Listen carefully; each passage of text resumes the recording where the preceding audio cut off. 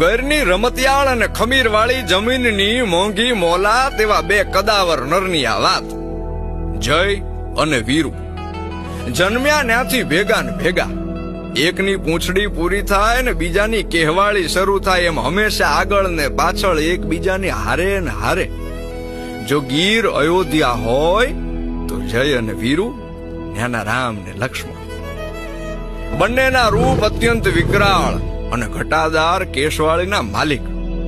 બંનેનો રંગ અસલ ગરની માટી જેવો. ખોરઠની સીમમાં આવેલ હાવજની વસ્તીમાં સૌથી મોટો ફાળો આ બે નરનો છે.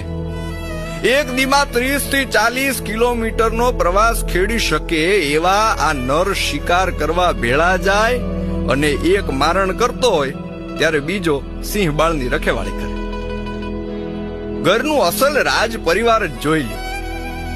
આંગણે આવતા કે રસ્તે મળતા કોઈ માનવીને કનડગત નહીં કરવાનો. બેયનો બાદશાહી મિજાજ.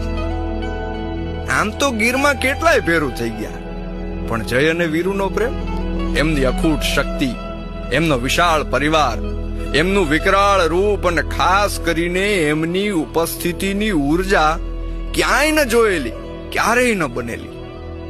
આપણા દેશના વડાપ્રધાન માનનીય શ્રી નરેન્દ્રભાઈ મોદીને ઘર માટે અખૂટ પ્રેમ છે. કાળની અકળ ગતિમાં ગીર પ્રેમી, પ્રકૃતિ પ્રેમી અને હાવજ પ્રેમી દરેક વ્યક્તિની પ્રિય જોડી વિખૂટી પડી છે.